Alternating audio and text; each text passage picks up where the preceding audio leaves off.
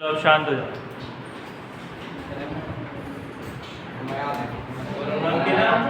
Chapter number 3 चल रहा है ह्यूमन रिप्रोडक्शन। ठीक है, आपने इसके लेक्चर्स अटेंड किए ऑनलाइन?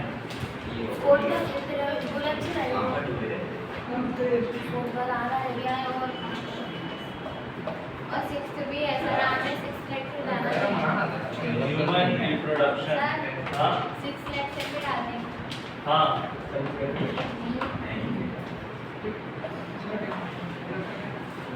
तो देखो लास्ट टर्न पे हमने फीमेल रिप्रोडक्टिव सिस्टम पूरी तरीके से कंप्लीट कर दिया। मेल रिप्रोडक्टिव सिस्टम पढ़ लिया हमने, फीमेल रिप्रोडक्टिव सिस्टम पढ़ लिया। ठीक है, मेरी बात सुनो ध्यान से। किसी भी तरीके का रिप्रोडक्शन पढ़ने से पहले हमें उसको 3 स्टेजेस पढ़ने पड़ती हैं: pre reproductive phase, reproductive phase और पोस्ट रिप्रोडक्टिव फेज। है क्या नहीं? तो सेक्सुअल रिप्रोडक्शन में हमने प्री फर्टिलाइजेशन इवेंट पढ़ रहे हैं, फिर फर्टिलाइजेशन पढ़ेंगे, फिर पोस्ट फर्टिलाइजेशन इवेंट पढ़ेंगे। तो प्री फर्टिलाइजेशन इवेंट से पहले हमें पढ़ना था, अभी गैमेटोजेनेसिस तो स्टार्ट हो नहीं पाया है, इससे पहले हमने पढ़ लिया रिप्रोडक्टिव सिस्टम्स। जो गैमीट्स बनेंगे वो आखिर बनेंगे कहाँ? Reproductive system. क्योंकि reproductive systems are the responsible for gamete formation. है क्या नहीं? यही वो सिस्टम है जहां पर गैमीट्स का फॉर्मेशन होता है। और कोई प्रॉब्लम नहीं। फिर रिप्रोडक्टिव सिस्टम के बाद अब हम पढ़ेंगे गैमेटोजेनेसिस। क्या पढ़ेंगे? गैमेटोजेनेसिस। गैमेटोजेनेसिस मतलब गैमीट फॉर्मेशन। गैमीट बनाने की प्रक्रिया। हाँ, the process of forming gametes. Gametes are the sex cells which are responsible for fertilization. है कि नहीं? तो मेल्स में गैमेटोजेनेसिस को कहते हैं वेरी गुड स्पर्मेटोजेनेसिस। मेल्स में इस प्रोसेस का नाम क्या होता है? स्पर्मेटोजेनेसिस। स्पर्म को बनाने वाली process is known as spermatogenesis. वहीं फीमेल्स में इसको कहा जाता है oogenesis। ओवा बनाने वाली process is called oogenesis। Clear? आज हमें स्पर्मेटोजेनेसिस पढ़ना है, oogenesis पढ़ना है। इससे पहले हमने जो कल पढ़ा था उसको थोड़ा लिख लेते हैं। जब मैंने डायग्रामेटिक व्यू में तो समझाया था, ये घर पे लिख लोगे, ये स्टार्ट करना है। तो घर पर कैसे लिखेंगे? मैं अच्छे वाले नोट ले लूंगा। चलो ठीक है, लिख लो।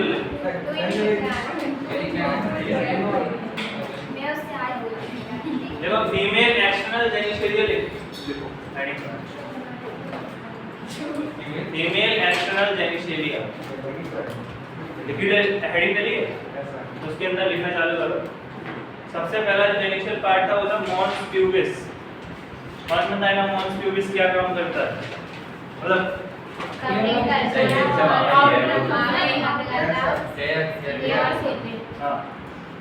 जस्ट आपके एब्डोमेन के नीचे वाला हिस्सा होता है मॉन्स प्यूबिस।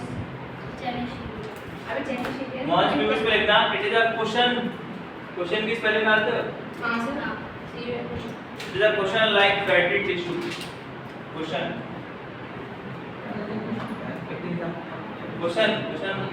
बराबर रखते हैं cushion सोफे पे। हाँ, cushion like fatty tissue.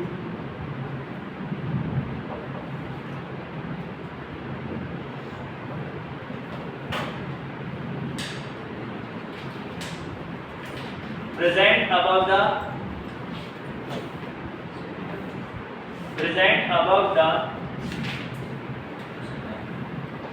cushion like fatty tissue present above the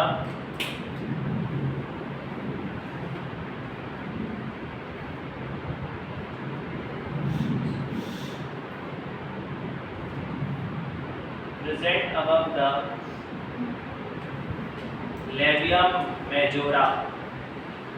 labia majora के ऊपर होता है। present above the labia majora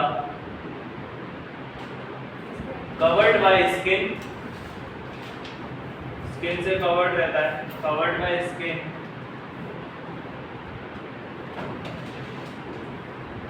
and have pubic hairs, and have pubic hairs, यहाँ पर हेयर ग्रोथ प्रेजेंट रहती है, प्यूबिक हेयर्स। और ये जो हेयर्स होते हैं ये प्यूबर्टी के दौरान आते हैं, क्लियर है? स्टार्टिंग फ्रॉम बर्थ से प्रेजेंट नहीं होते। जब आप एक चैप्टर पढ़ा हुआ तुमने 8th क्लास में, reaching the age of adolescence, ठीक है? जब आप एडोलेसेंस की एज को रीच करते हैं तभी ये हेयर्स ग्रोथ वहाँ पर स्लो होती है, क्लियर है? नेक्स्ट हेडिंग बनाओ लेबिया मेजोरा। मॉन्स प्यूबिस के बाद जो पार्ट है वो है लेबिया मेजोरा। बेटा एक बार लेक्चर फिर से देख लेना सारी चीजों को। Labia majora, they are fleshy, they are fleshy folds of tissue, they are fleshy folds of tissue। बताया था मैंने, अंदर की तरफ जो फोल्डिंग होती है इस तरीके से, जो कहा था हमने labia majora. folds of tissue which extended down from the mons pubis,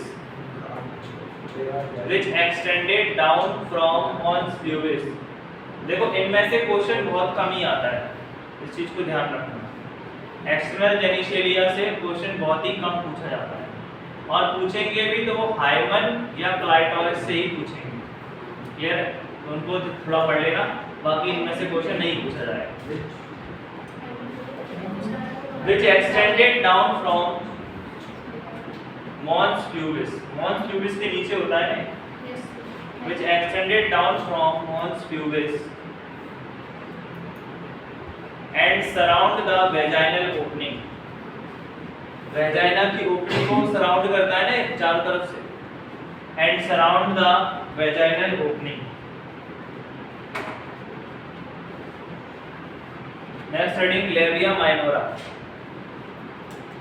लेबिया majora के बाद labia minora. It is also a fleshy fold of tissue, ये भी फ्लैशी फोल्ड होते हैं, लेकिन ये लेबिया मेजोरा के अंदर होते हैं।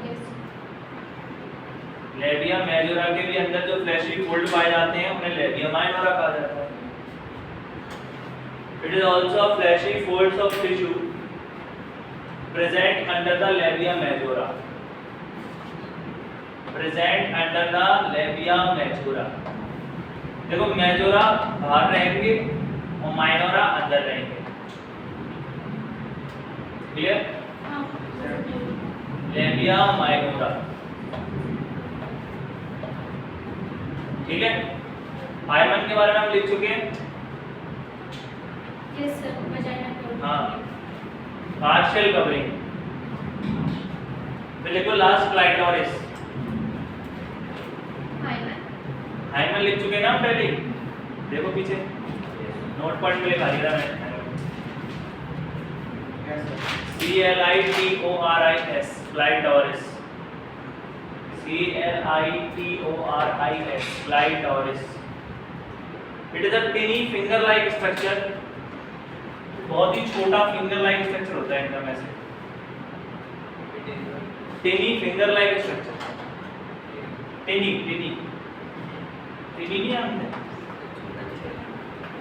टिनी टिनी फिंगर लाइक स्ट्रक्चर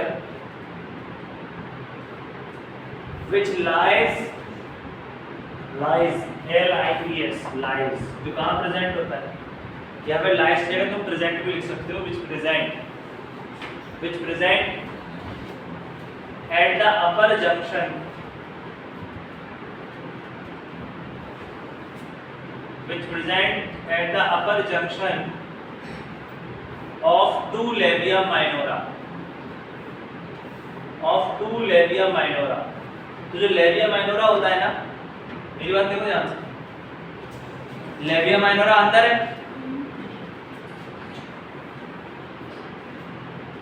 जंक्शन मतलब क्या होता है? रास्ते होते हैं 3-4 नंबर के। चौराहों, तिराहों, मतलब जहाँ पर दो अलग अलग रास्ते मिलते हैं उन्हें जंक्शन कहते हैं। तो एक लेबिया माइनोरा ये है, एक लेबिया माइनोरा की फोल्डिंग ये दोनों फोल्डिंग यहाँ मिल रही हैं और यहाँ मिल रही हैं, लेकिन हमने लिखा है अपर जंक्शन, ठीक है? तो ऊपर वाले जंक्शन पे प्रेजेंट रहता है दो लेबिया माइनोरा के बीच को बीच, और लेबिया माइनोरा कहाँ है? लेबिया मेजोरा के अंदर, ठीक है? और उन दोनों के बीचों बीच में एक फिंगर लाइक स्ट्रक्चर बाहर निकलता है जिसे हम कहते हैं क्लाइटोरिस। ये बहुत ज्यादा सेंसिटिव होता है, मींस इससे हार्मोन का जो चेंज होता है ना बॉडी में फीमेल के बहुत ज्यादा होता है। ये हार्मोन फ्लक्चुएशन के नाम से भी इसको बोलते हैं। अगर तुम डीप स्टडी करोगे तो पता चलेगा इसके सेंसेशन से बहुत ज्यादा हार्मोनल इम्बैलेंस होता है फीमेल बॉडी। तो लिखो आगे, it is a finger-like structure, any finger-like structure which lies at the upper junction of the two labia minora. Upper junction of two labia minora. Clear?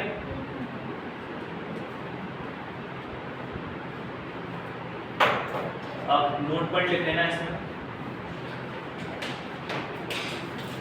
It is homologous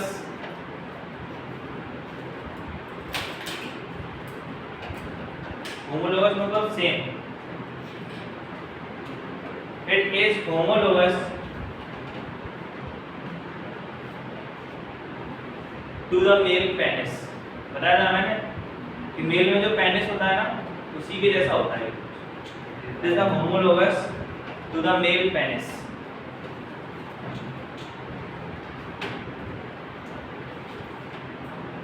next heading बनाओ, mammary glands।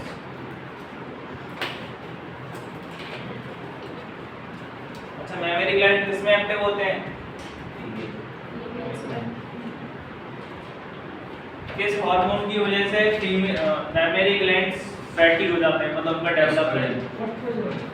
हाँ, oestrogen के बढ़ने से adipose tissues जमा होने लगते हैं और उन एडिपोज टिश्यूज की वजह से mammary glands डेवलप हो जाता है, उनका साइज नॉर्मल साइज से इंक्रीज हो जाता है। तो mammary glands लिखना। They are also called breast। इनको breast के नाम से भी जाना जाता है। breast को लिखना। They are also called breast। Present in pair। They are also called breast, present in pair। Next सन पे अच्छे से पढ़ के आना, टेस्ट दूंगा मैं, ठीक है? एक अच्छा खासा टेस्ट है कल नेक्स्ट सन पे। बहुत हो गया, अब चाहे जितने भी आए चाहे जितने भी नहीं आए, नेक्स्ट सन पे टेस्ट है, क्योंकि ऐसे तो तुम भूल ही जाओगे सेकंड चैप्टर, तो फर्स्ट से थर्ड में होए कुछ तरीके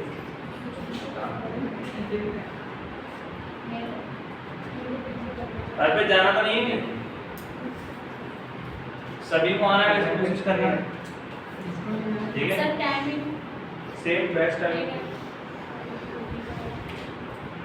ज़्यादा बड़ा नहीं बनाऊंगा, लेकिन देने तो आओ कम से कम। कितने नंबर आए? 40। तो लिखो इसमें क्या लिखा? Present in pair that contains glandular tissue। इनके अंदर glandular tissues होते हैं। That contains glandular tissue, bracket में लिखे ना alveolus। जो glandular tissue की बात हो रही है वो कहाँ? alveolus है, ठीक है? And fatty tissue।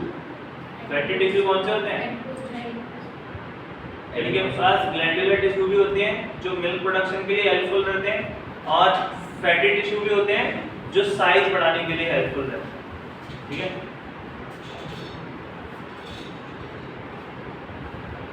देखो next point, glandular tissue of each mammary gland. Glandular tissue of each mammary gland, हर एक में दो ग्लैंड होते हैं ना मैमरी।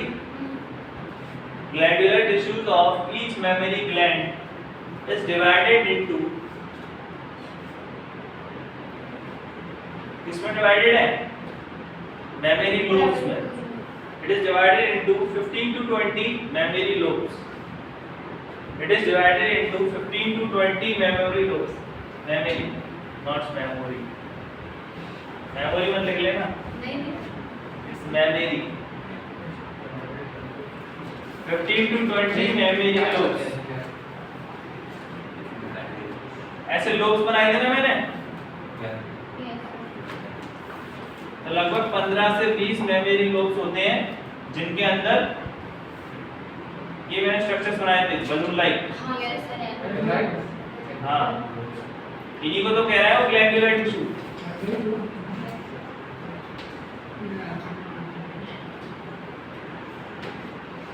ये जो बलून लाइक स्ट्रक्चर है ना, इन्हीं को कह रहा है वो glandular tissue. 15 to 20 memory lobes containing the cluster of cells. Cluster का मतलब गुच्छा. containing the cluster of cell. गुच्छा ही होता है. अंगूर का गुच्छा होता है. cluster of cells known as alveoli. क्या कहते हैं उसे? तो मेमोरी ग्लैंड्स में मिल्क कहाँ सीक्रेट होता है?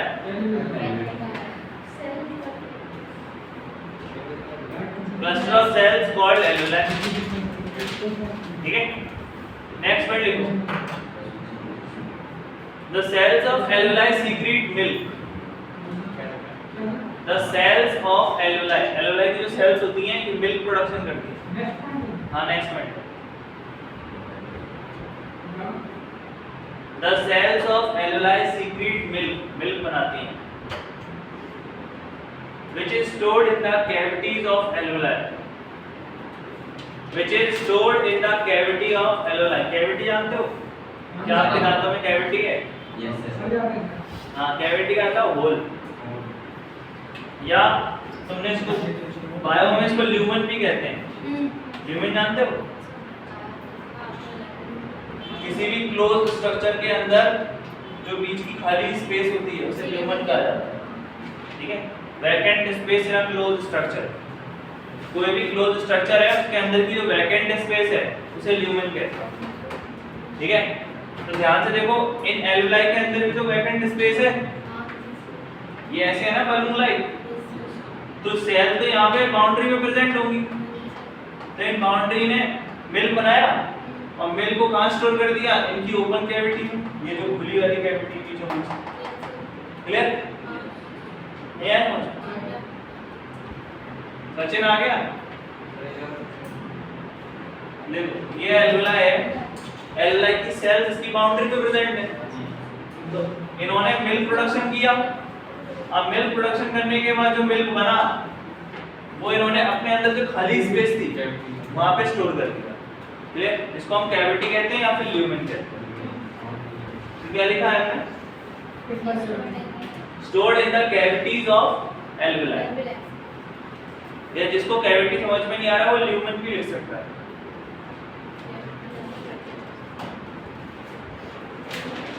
ठीक है, फिर लिखना alveoli open into mammary tubules. हाँ, alveoli open into mammary tubules. फिर alveoli की जो ओपनिंग है वो कहाँ खुलती है? mammary tubules में. alveoli opening या open into mammary tubules. These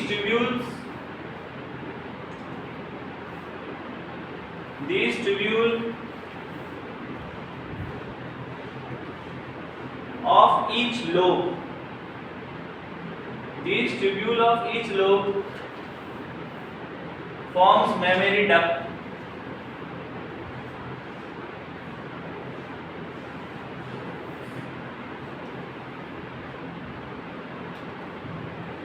तो देखो ये एल्वेलाई था. एल्वेलाई से सबसे पहले मिल्क को कैरी करके ले जाता है मेमोरी ट्यूब्यूल. ठीक है। फिर कई सारे एल्वेलाई एक साथ जुड़े हैं ना, हमने स्ट्रक्चर बनाया था अभी, और इन सबके कॉम्बिनेशन से तुमने देखा होगा एक सिंगल डक्ट जाती है, जा रही है। ये सिंगल डक्ट हो गई मेमोरी डक्ट। क्या है? Memory duct. ठीक है। अब जब बहुत सारी मेमोरी डक्ट एक साथ कंबाइन हो जाती हैं, तुमने देखा होगा ये मैंने अलग अलग लूप बनाए थे, फिर बताया था कि हर एक जगह से मेमोरी डक्ट बाहर निकलती है ऐसे, और निकलते वक्त किसी एक रीजन को ज्यादा फुला देती है ऐसे। जब ये लोग बाहर इकट्ठे हो जाते हैं तो एक फूला फूला रीजन क्रिएट हो जाता है, इन्फ्लेम रीजन। तो इस रीजन को हम नाम दे देते हैं एम्पुला। एम्पुला, ठीक है। या फिर इसको कह सकते हो तुम इन्फ्लेम मेमोरी डक्ट। इन्फ्लेम का मतलब होता है फूला हुआ, एम्पुला बोला है, एम्पुला बोला, ठीक है। फिर एम्पुला के बाद आता है लैक्टिफेरस डक्ट, और लैक्टिफेरस डक्ट के बाद nipple. Clear?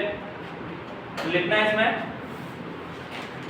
the tubules of each lobe join to form mammary duct. The tubules of each lobe join to form mammary duct.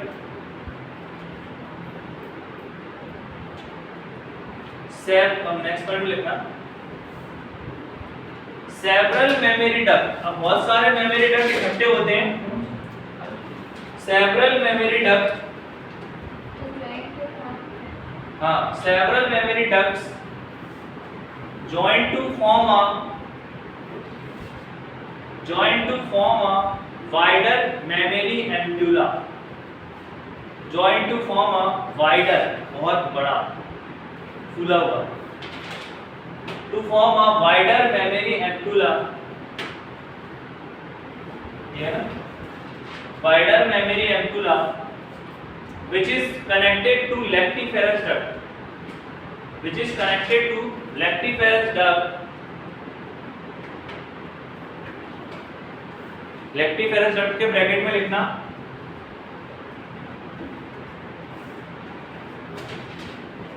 which is connected to lactiferous duct, और lactiferous duct के bracket में लिखोगे through which milk is sucked out. Through which milk is sucked out. तो जब newborn baby nipples को, memory gland के nipples को सक करता है, तो जो मिल्क बाहर निकलता है ना, वो मिल्क वही मिल्क होता है जो लैक्टिफेरस डक्ट में प्रेजेंट होता है। ये whenever newborn baby suck the mammary glands on the female body, then the milk is came out from the mammary gland. Is it from lactiferous duct? वो होता कहाँ पे है? lactiferous duct। क्लियर है बात? नहीं आया समझ में? पक्का क्लियर है ना? अब इस तरीके से वो भी लिख लो, तरीके डायरेक्शन फ्लो।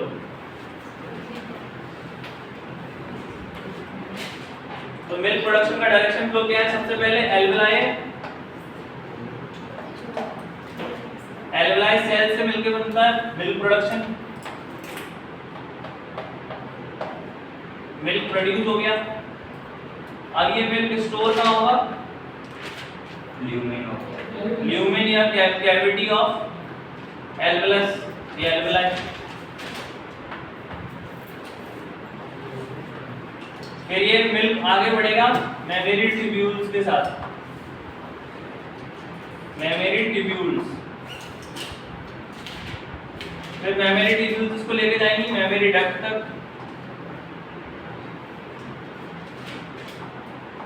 मेमोरी डक्ट से जाएगा एम्प्यूला रीजन तक, एम्प्यूला से जाएगा लैक्टिफेरस डक्ट, लैक्टिफेरस डक्ट। उसके बाद सक आउट, बाहर निकल जाएगा, suck out through nipple.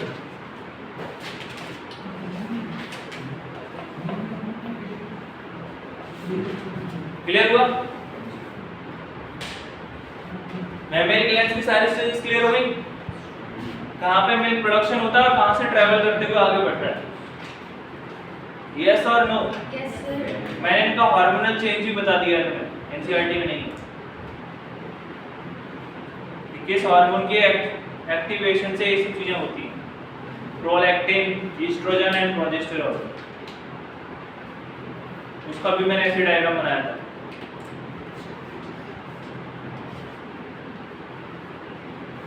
Notes पढ़ते रहो, नोट्स में मोर देन इनफ है, आसानी से 95 प्लस आ जाएंगे तुम्हारे बारे में, बिना किसी चीज सोचे समझे। और थोड़ा भी तुमने सोच लिया, समझ लिया, तो 100 आ जाएंगे सीधे, सही है?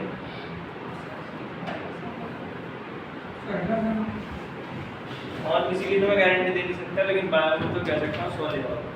अब क्या चाहिए? पूरा तो हट गया। Suck out through nipple.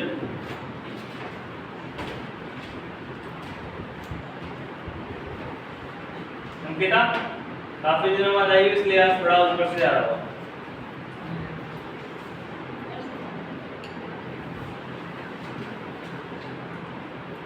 अब तो नहीं है शादी किसी का?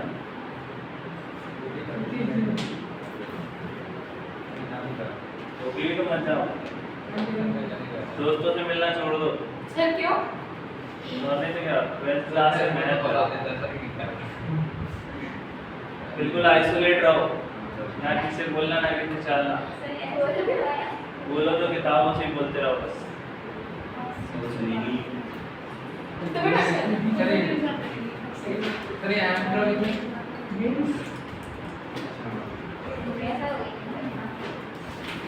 आइसोलेट रहोगे तो अपने आप से बात कर पाओगे, समझ पाओगे कहाँ मेरी ग्रोथ हो रही है, कहाँ ग्रोथ नहीं हो रही है।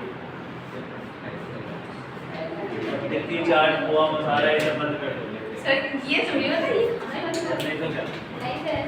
साथ में बनना, बता रोटी खाओ बस। नहीं खानी। ये उसको दो दिन आप ये बात बताइए।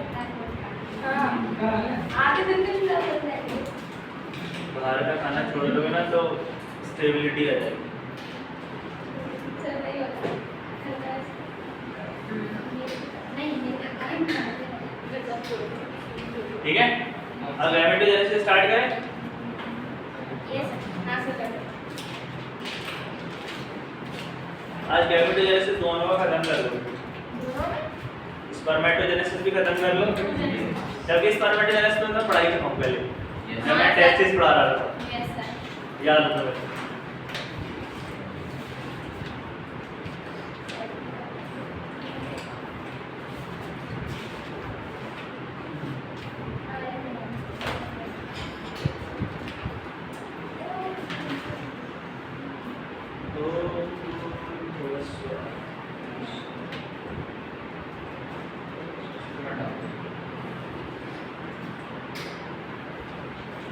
कितने साल होम गुरु व्यवस्था ही स्कूल जाते हो? स्कूल में ना सर।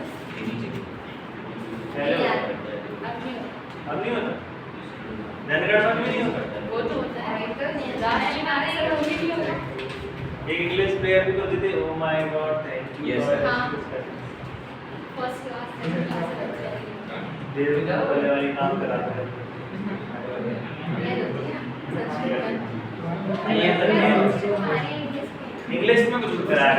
इंग्लिश में कराओ। राइटिंग बनाओ, चलो।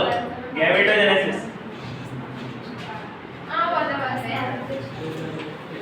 गैमेटोजेनेसिस।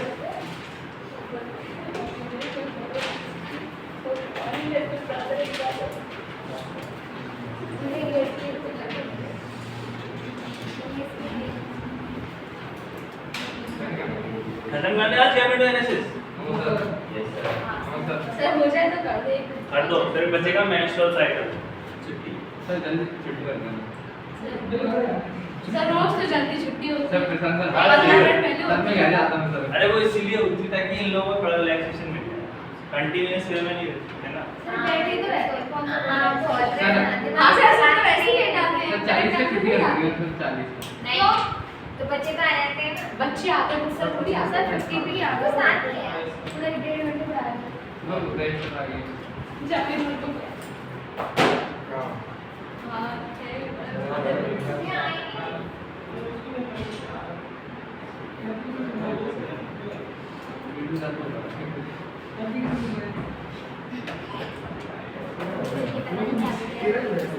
चलो आ जाओ कम है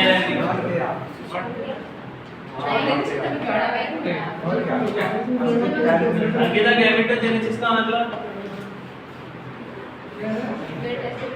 the process of formation of gamete is gametogenesis। सबसे पहले हम मेल पढ़ते हैं उसके बाद फीमेल पढ़ते हैं ठीक है। तो मेल में जब ये प्रोसेस होती है तो उसको कहते हैं स्पर्मेटोजेनेसिस। अच्छा इसकी लोकेशन क्या है कहाँ पे होती है? टेस्टिस में।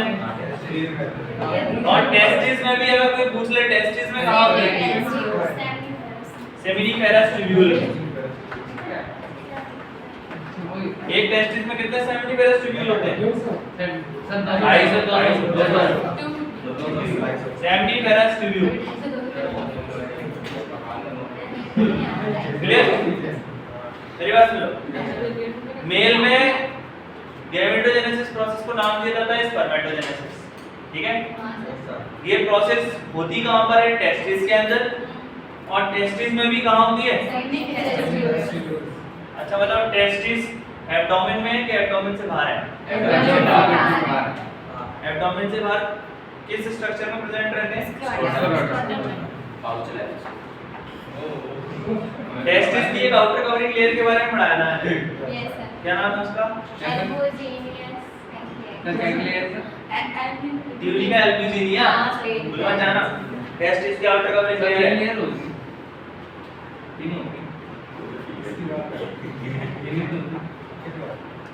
ठीक है। तो seminiferous tubule is composed of two different types of cells known them. नाम बताओ उनके। सेमिनिफेरस ट्यूब्यूल में दो सेल्स हैं। सर्टोली से yes very good Sertoli. Sertoli cells और सेकंड है male germ cells. Male germ cells को एक और नाम से बुलाएंगे हम स्पर्मेटोगोनिया। देखो मेल जर्म सेल्स को आप स्पर्मेटोगोनिया सेल्स भी कह सकते हो। ये वो सेल्स हैं जिससे मेल गैमीट्स का फॉर्मेशन होगा। ये है समझ? मेल जर्म सेल्स या फिर spermatogonia are that type of cells which produces male gametes जो मेल गैमीट्स को बनाते हैं। इधर देखो इधर। यस सर तो सेमिनिफेरस ट्यूब्यूल के अंदर दो टाइप की सेल है सर्किटोली और मेल जर्म सेल्स। अब सेमिनिफेरस ट्यूब्यूल दिखता कैसे?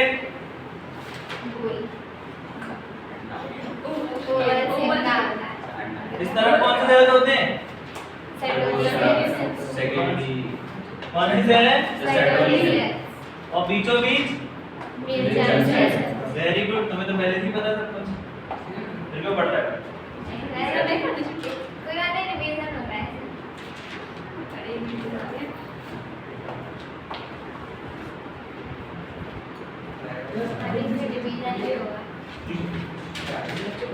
देखो उस समय आपने ये चीज पढ़ ली थी ना तो कितनी सिंपल लगेगी आपको ज्यादा दिमाग लगाएंगे नहीं। तो बीच वाली सेल कौन सी होती है? मेल जर्म सेल और साइड वाली सर्टोली सेल ठीक है। सर्टोली सेल भी कोई न्यूट्रिशनल वाली सेल है ये भी न्यूट्रिशन देती है लेकिन अभी नहीं बात। तो अब ये जो मेल जर्म सेल है डिप्लॉयड है कि नहीं? लेकिन हमने पढ़ा है गैमीट हमेशा हैप्लॉयड होते हैं। तो अगर डिप्लॉयड सेल से गैमीट बनाने हैं तो आपको मियोसिस करना पड़ेगा। करना पड़ेगा। सबसे पहले हम बनाएंगे प्राइमरी स्पर्मेटोसाइट। क्या बनाएंगे? इसको डाल दो कि लिख ये लिख देता हूं। सबसे पहले लिखना है MGM MGC male germ cell है ठीक है। Male germ cell undergo mitosis. सबसे पहले क्या होता है इसमें? माइटोसिस मतलब इक्विवेलेंट डिवीजन, क्योंकि ये एक दो कम क्वांटिटी में कम है, तो इनके क्वांटिटी बढ़ाने के लिए हमने इसमें माइटोसिस कर दिया ताकि इनका नंबर बढ़ जाए डिप्लॉयड सेल्स का। तो अब जो बने, अब बनी है प्राइमरी स्पर्मेटोसाइट, प्राइमरी स्पर्मेटोसाइट, ठीक है। अब लगभग मेल जर्म सेल का नंबर डबल हो चुका है, क्योंकि माइटोसिस से दो ही तो बनते हैं ना सेल, एक होंगे तो दो हो चुके होंगे, दो होंगे तो चार हो चुके होंगे, चार होंगे तो आठ होंगे, डबल हो जाएंगे ना जैसे। तो प्राइमरी स्पर्मेटोसाइट बना माइटोसिस करने से। माइटोसिस सभी को पता है, सेल डिवीजन सबने पढ़ा है, मैं बार-बार इसीलिए सेल डिवीजन पहले पढ़ा चुका हूं, ठीक है। कि होता कैसे है, कैसे दो सेल बनती हैं, क्लियर है।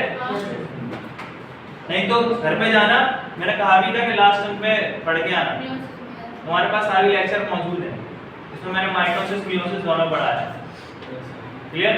उनको जाकर रिव्यू कर लेना, अगर कहीं भी डाउट आ रहा हो तब भी समझ में ना आए तो मुझसे दोबारा आके पूछ लेना। सर आपने मियोसिस वाला भेजा था, माइटोसिस नहीं था उसमें, नहीं सर इसमें मियोसिस था।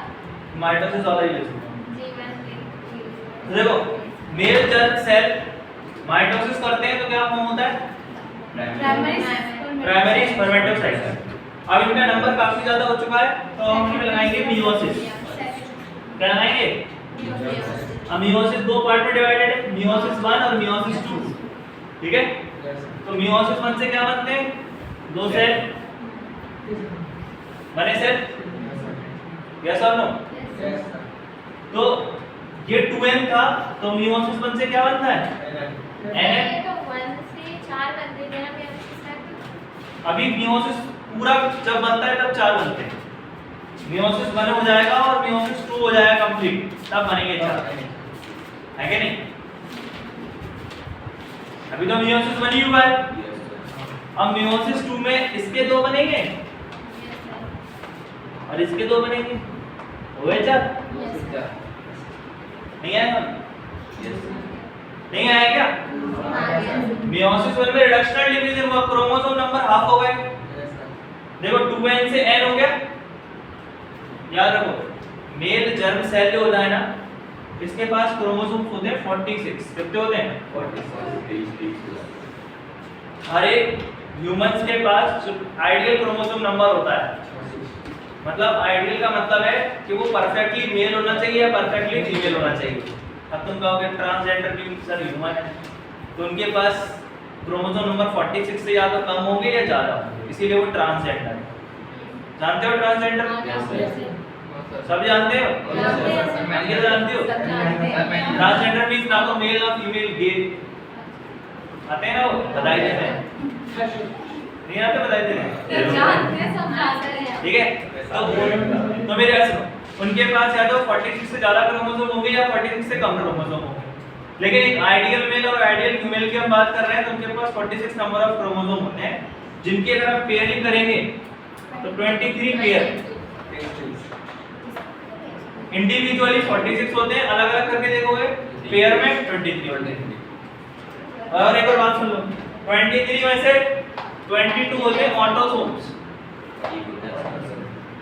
22 होते हैं ऑटोसोम्स, ऐसे क्रोमोसोम्स होते हैं जो आपकी नॉर्मल बॉडी ग्रोथ के लिए रिस्पांसिबल होते हैं। आपने सुना होगा सोमैटिक सेल्स, सुना है, तो वो सोमैटिक सेल्स में ये क्रोमोसोम्स होते हैं ऑटोसोम्स, ठीक है। मतलब 44 क्रोमोसोम्स तो आपकी बॉडी के डेवलपमेंट के लिए, जैसे आपकी बॉडी का स्किन कलर, कोई काला है, कोई गोरा है, कोई सांवला है कि नहीं, आपके हेयर कलर, आपकी आंखों के कलर, आपकी बॉडी का मतलब साइज, कोई छोटा है, कोई नाटा है, कोई लंबा है, कोई ज्यादा मोटा है, कोई पतला है, तो ये सभी कंट्रोल कर रहे हैं कहीं ना कहीं। तो autosomes are responsible for overall development of the body, body का पूरा जो डेवलपमेंट है, रिप्रोडक्शन को छोड़कर जो कुछ भी डेवलपमेंट है बॉडी का, वो सब यही कंट्रोल करते हैं। क्लियर है, नहीं आया समझ में, आया कि नहीं आया अर्पित। फिर जो एक सेल बच रही है वो थी सेक्स सेल, या फिर उसको जर्म सेल भी कहते हैं।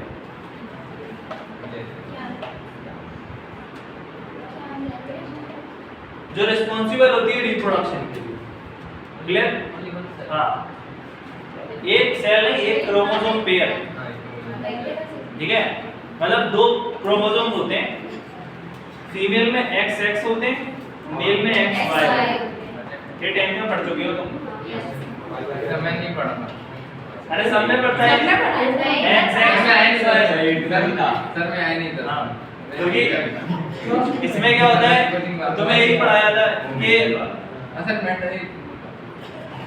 Sex determination in male and female. हाँ सर पढ़ा है 5 मार्क्स। ठीक है? सर एक बार शॉर्ट में बताना सबको क्या होता है। पता ही नहीं बात है अभी, आगे जाके यही पढ़ना है।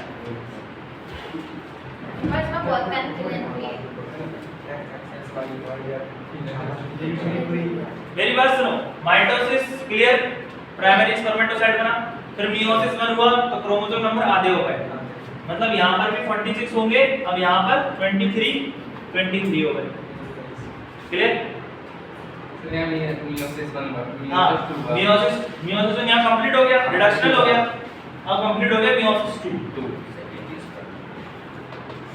मियोसिस 2 ये वाले जो सेल बने हैं प्राइमरी स्पर्मेटोसाइट के बाद, इनको कहेंगे हम सेकेंडरी स्पर्मेटोसाइट। क्या कहेंगे? Secondary spermatocyte.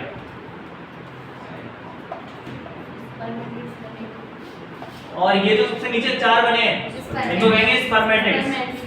इसमें दिख रहा है नीचे का? नहीं। ये दिख रहा है?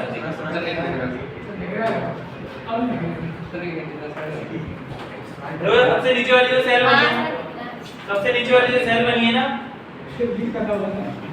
ये है स्पर्मेटिड्स। क्या है ये? मेरी बातें सुन लो, बाद में बातें कर लेना, ठीक है? ये क्या बना? स्पर्मेटिड्स। लेकिन ये स्पर्मेटिड्स अभी भी बच्चा है, मैच्योर नहीं, ठीक है? तो ये स्पर्मेटिड्स तुमने देखो अपनी एनसीईआरटी में डायग्राम बना हुआ,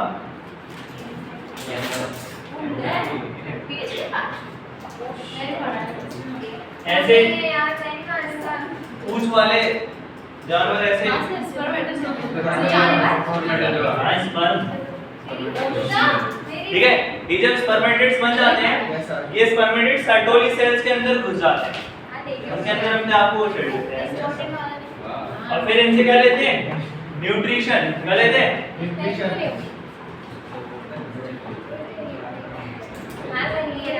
ठीक है?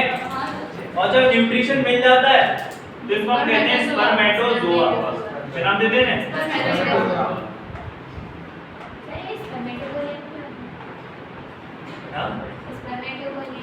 स्पर्मेटोगोनियम यही सेल, मेल जर्म सेल्स हैं। जब बहुत ज्यादा सिंगल गर्ल होती हैं तो कहते हैं स्पर्मेटोगोनियम, और जब ये ज्यादा हो जाती है तो स्पर्मेटोगोनियम। यहाँ तक समझना है? क्लियर? कैसे मेल जर्म सेल से स्पर्म बन गया, इसी स्पर्मेटोजोआ को अब स्पर्म कहेंगे। क्लियर? सीमन नहीं, जब ये स्पर्मेटोजोआ बाहर निकलेगा सेमिनल फ्लूइड के साथ मिलेगा तब सीमन कहेंगे। सेमिनल फ्लूइड याद है? प्रोस्टेट ग्लैंड का सीक्रेशन, कार्पस ग्लैंड का सीक्रेशन नहीं, कार्पस है प्रोस्टेट, और सेमिनल वेसिकल का सीक्रेशन को कहते हैं सेमिनल। क्योंकि बल्बोइरेथ्रल जो ग्लैंड है या फिर कार्पस ग्लैंड है वो सिर्फ ल्यूब्रिकेशन में काम आता है। ल्यूब्रिकेशन पता है? स्मूथनेस, स्मूथली फ्लो करना है, वो हमारे पेनिस को इरेक्टाइल भी कर देता है। बताया ना मैंने? इरेक्ट मतलब स्ट्रेट कर देता है बिल्कुल, ठीक है? हार्ड कर देता है ताकि जो फ्लो है स्पर्म का वो बिना किसी रुकावट के एकदम वन फ्लो में मूव कर सके। आया समझ में? स्पर्मेटोजेनेसिस समझ में आई? अर्पित क्लियर है कि नहीं? अरे एक और बार देख लो स्पर्मेटोजेनेसिस क्या था। सेमिनिफेरस ट्यूब्यूल था, सेमिनिफेरस ट्यूब्यूल के अंदर दो टाइप की सेल होती हैं, सर्टोली सेल और male germ cell. Male germ cell होती है 46 क्रोमोसोम वाली, डिप्लॉयड होती है नेचर में। इनके अंदर एक माइटोसिस नाम का सेल डिवीजन होता है जिससे इनका नंबर बढ़ जाता है, डबल हो जाता है। तो बना प्राइमरी स्पर्मेटोसाइट। ये प्राइमरी स्पर्मेटोसाइट अंडरगो जाता है मियोसिस में, अब मियोसिस दो प्रोसेस में डिवाइडेड है, मियोसिस 1 और मियोसिस 2।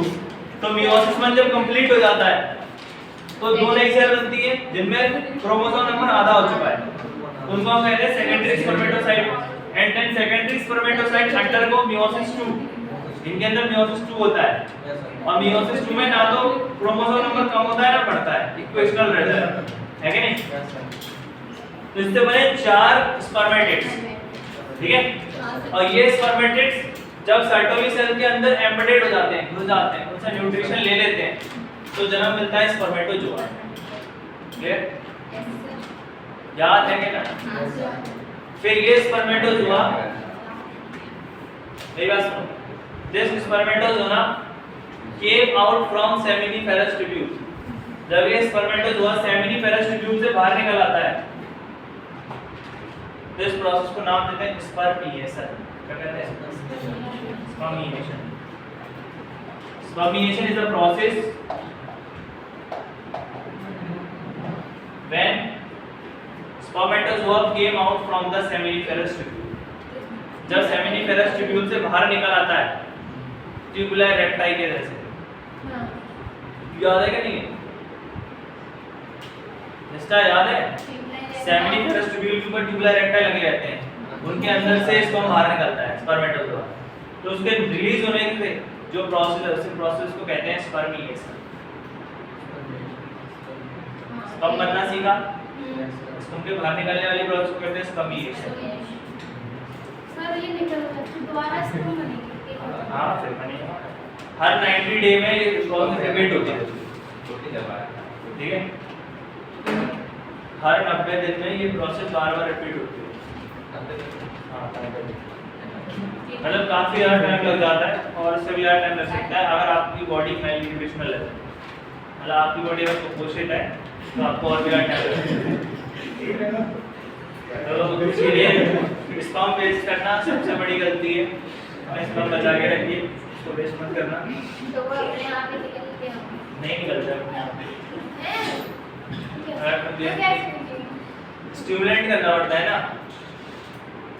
बताया ना पहले हार्मोनल चेंज होंगे, हार्मोनल चेंज होने से माइंड स्विंग्स होंगे और माइंड स्विंग्स होने से ह्यूमंस आर रिस्पांसिबल, जो मेल्स होते हैं वो खुद रिस्पांसिबल होते हैं स्पर्म को रिलीज करने में।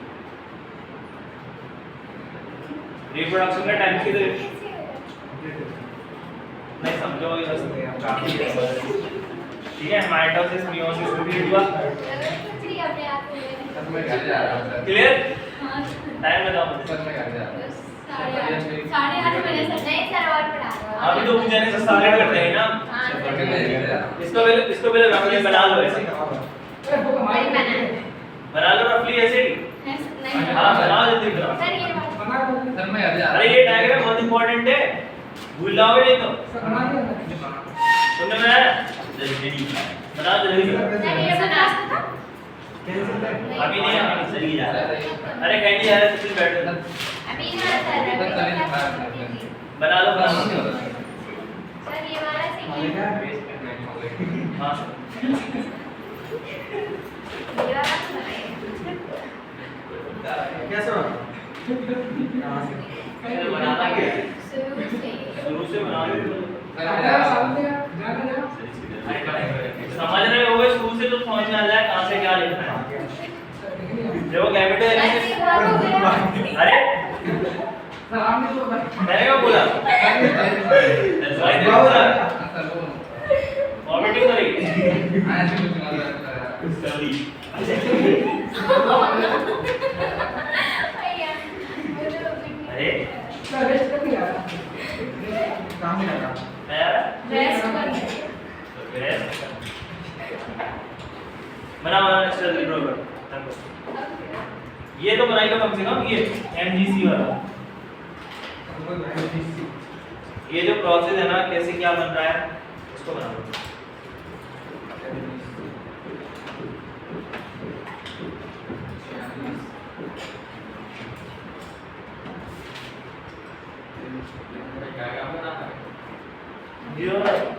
जल्दी बना देते हैं।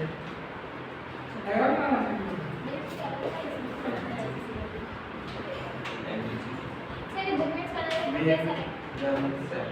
बना लो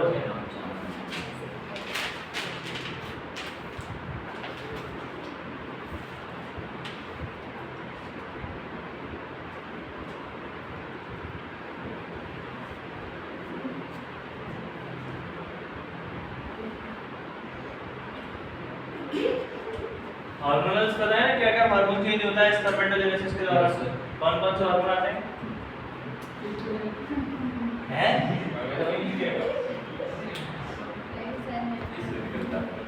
luteinizing hormone, follicle stimulating hormone, ये रिस्पांसिबल है स्पर्मेटोजेनेसिस के।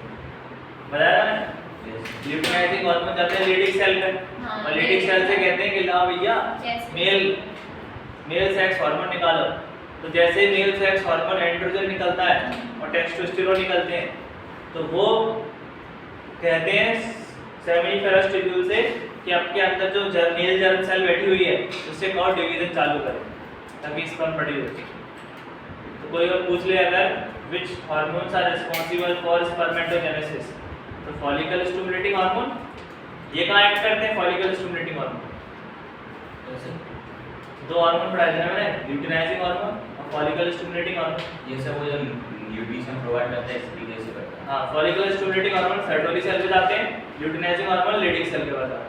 सो वो म्यूसिस में माइटोसिस होगी, नीचे चार्ज कर रहे नहीं, अब नहीं हुआ बच्चों, मियोसिस 2 खत्म, सब खत्म, ये मियोसिस 2 है। तो इसका माइटोसिस नहीं होगा। नहीं,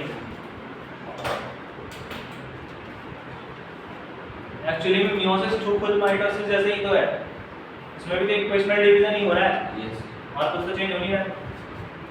याद रखना, all sperms having only 23 chromosomes, सभी स्पर्म के पास 23 क्रोमोसोम होते हैं, तभी 23 क्रोमोसोम मेल से आते हैं और 23 फीमेल से आते हैं, दोनों को मिलाते हैं 46 हो जाते हैं। तो फर्टिलाइजेशन भी एक इक्वालिटी वाला काम है, उसमें फीमेल और मेल बराबर है, जितना कंट्रीब्यूशन मेल का उतनी कंट्रीब्यूशन फीमेल का है। सेम उसी तरीके से किसी भी सोसाइटी को चलाने के लिए जितना रिप्रेजेंटेशन फीमेल का है उतना रिप्रेजेंटेशन मेल का। So do not distribute mails and females.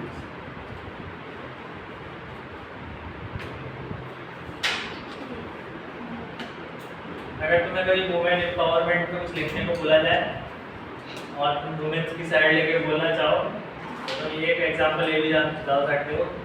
As we all know that from the ability of a reproduction that female and male contribute the equal chromosome number. So why not in society we contribute or we treat females and males with equality? एक example के form में तुम यहाँ से भी use कर सकते हो। सर हो गया। कभी गए हो कंपटीशन में ऐसे? सर मैं योगा में गई हूँ। मतलब ये आउट ऑफ स्कूल कंपटीशन होते हैं ना ये, मतलब बाहर जाके नई नई जगहों पे कॉम्पिटिटिवनेस बुलाते हैं, कोई स्लोगन राइटिंग के लिए बुलाता है, सेल्स के लिए नहीं। सेल्स राइटिंग के लिए।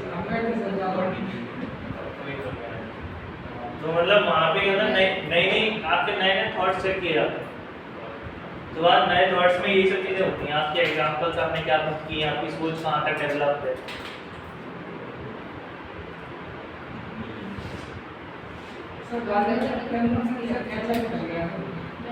ग्वालियर में बहुत ज़्यादा है जो 10% तो बहुत ज़्यादा हो गया। आधे ज़्यादा को पता ही नहीं।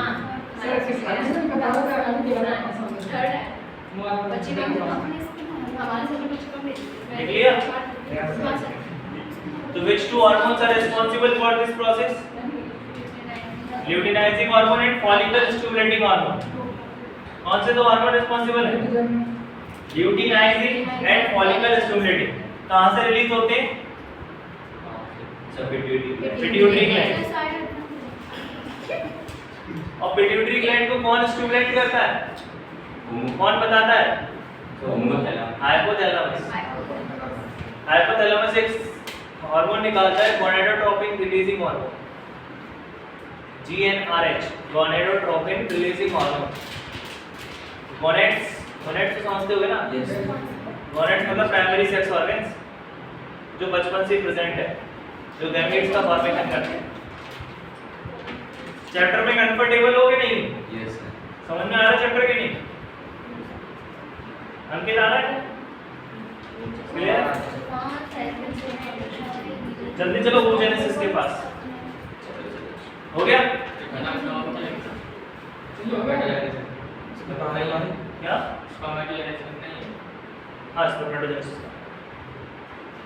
लेकिन ना कोई बहुत है वो तो मैंने अभी बस फ्लो डायग्राम में समझाया, लिखवाया तो नहीं, थोड़ा बहुत तो लिखवाऊंगा ही ना। नेक्स्ट नंबर टेस्ट है किसी का सेकंड का।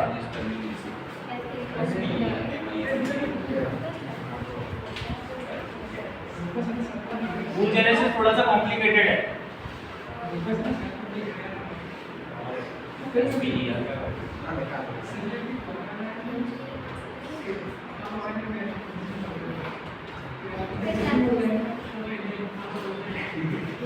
अब मेरी बात सुनो,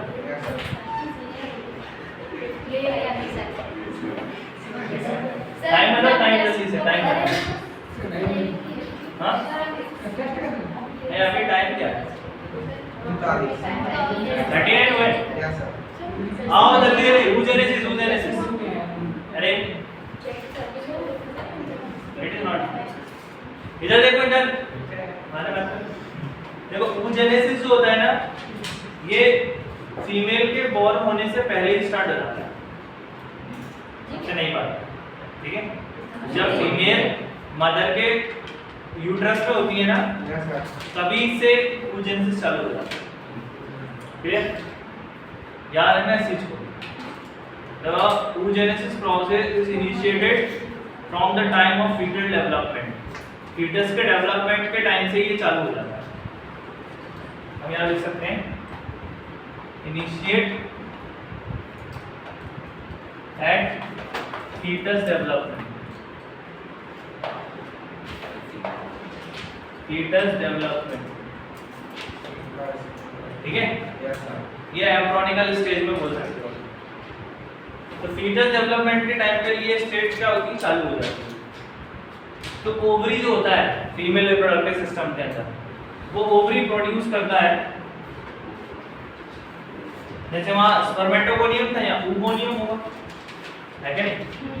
तो oogoनियम क्या होगा? डिप्लॉयड ही होगा, सिंपल सी बात। फिर oogoनियम से हम क्या प्रोड्यूस करेंगे?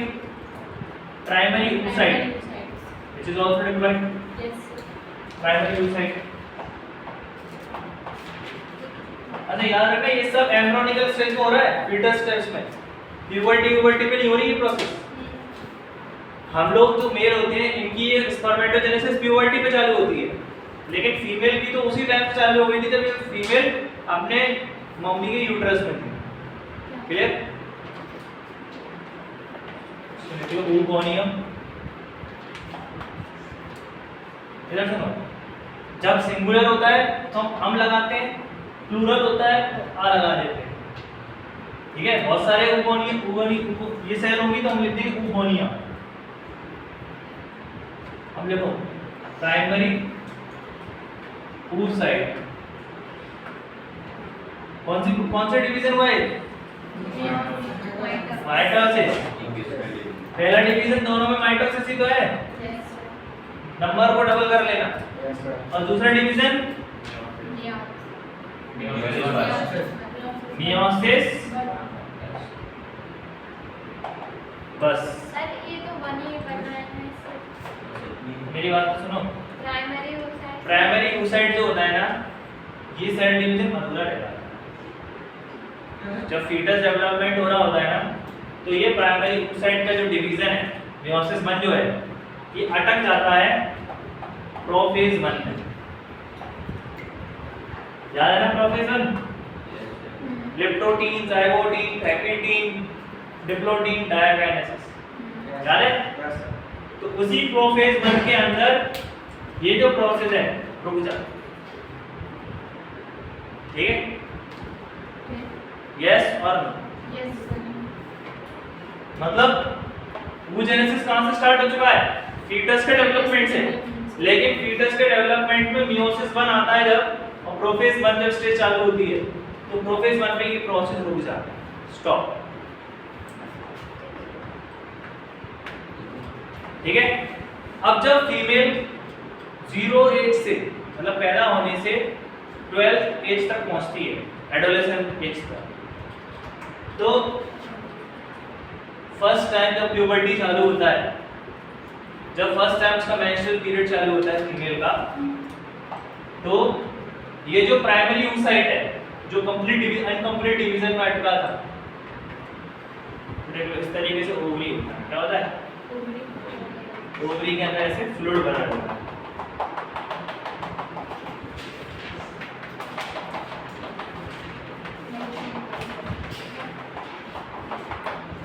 ठीक है, अंदर वाला कॉर्टेक्स वाला कॉर्टेक्स फ्लूइड होता है, बाहर वाला मेडुला होता है। ये मैंने लिखवाया है, इनर कॉर्टेक्स आउटर मेडुला। तो ये जो आपका प्राइमरी oocyte है ना, ये प्रेजेंट रहता है ओवरी के अंदर। अच्छा एक और बात याद रखना,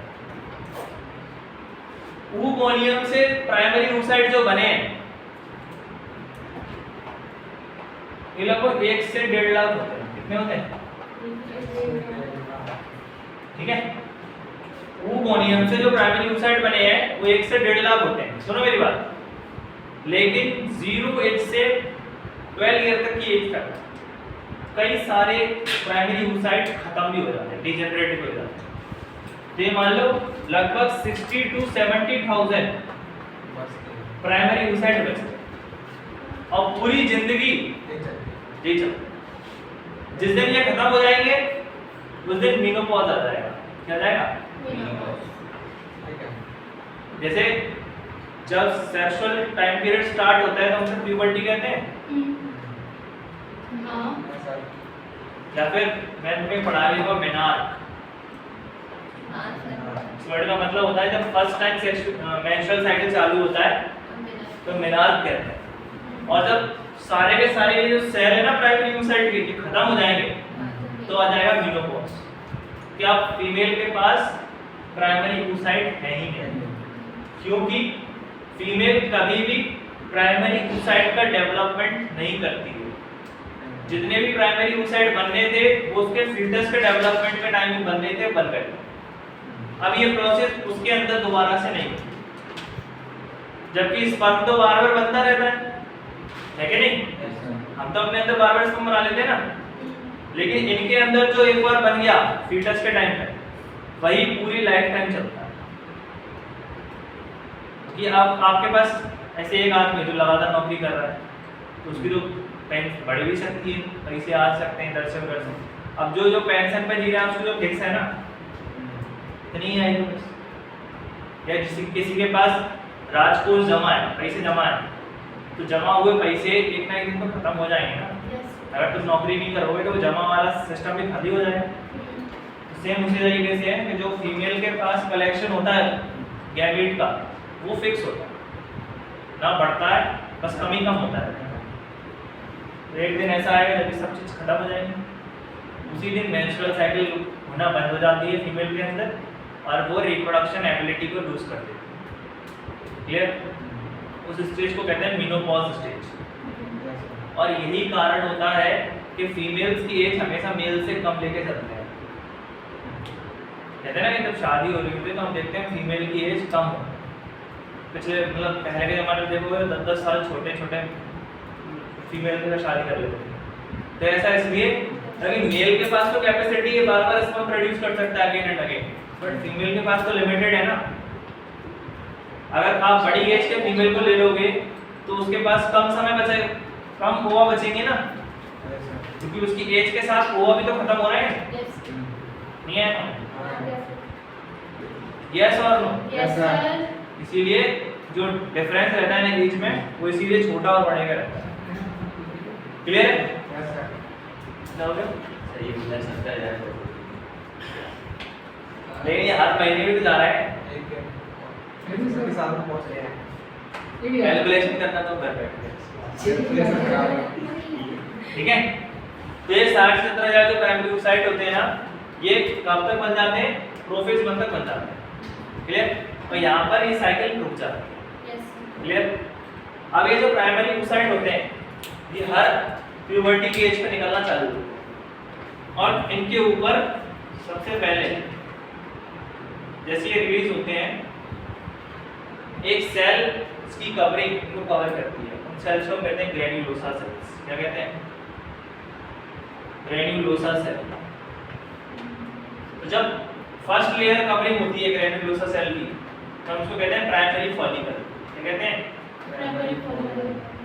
व्हेन फर्स्ट लेयर, सिर्फ सिंगल लेयर बन रही है ग्रेन्युलोसा सेल, तो कहेंगे हम प्राइमरी फॉलिकल। जब सेकंड लेयर भी बन गई, एक लेयर एक के ऊपर दूसरी लेयर भी बन गई फॉलिकल की, इसे हमने कहा सेकेंडरी फॉलिकल। क्या कहा? Secondary follicle. फिर कुछ समय बाद तीसरी लेयर भी बन जाएगी और उसको हम नाम देंगे टर्शरी फॉलिकल। क्या नाम देंगे? या फिर ग्रेफियन फॉलिकल। क्या कहेंगे? बहुत ही अच्छा सुंदर नाम है इसका, ग्रेफियन फॉलिकल। जब 3 लेयर बन जाती हैं, कितनी लेयर बन जाती हैं? 1 2 और 3। तो या तो इसको टर्शरी फॉलिकल कहोगे या फिर ग्रेफियन फॉलिकल। ये स्टेज बहुत ज्यादा इंपॉर्टेंट है, क्योंकि ग्रेफियन फॉलिकल के टाइम पर जो oocyte होता है, इसके अंदर एक लिक्विड जमा हो जाता है। क्या हो जाता है? उस लिक्विड का नाम देते हैं हम एंट्रम। क्या नाम देते हैं? कई बार पूछा भी गया है, व्हाट इज द स्पेसिफिक और characteristic feature of Graafian follicle. आपको कैसे पता पड़ेगा कि ये फॉलिकल ग्रेफियन फॉलिकल है? तो पहला स्पेसिफिक फीचर तो ये है कि उसके ऊपर 3 लेयर होंगी ग्रेन्युलोसा सेल्स की। ये सबसे इंपॉर्टेंट फीचर है कि उसकी कैविटी के अंदर एंट्रम भरा हुआ है, एक फ्लूइड भरा हुआ है जिसको हम एंट्रम कहते हैं। ये है सबसे पहले सिंगल लेयर प्रेजेंट हुई प्राइमरी oocyte के ऊपर, इसको कहा प्राइमरी फॉलिकल।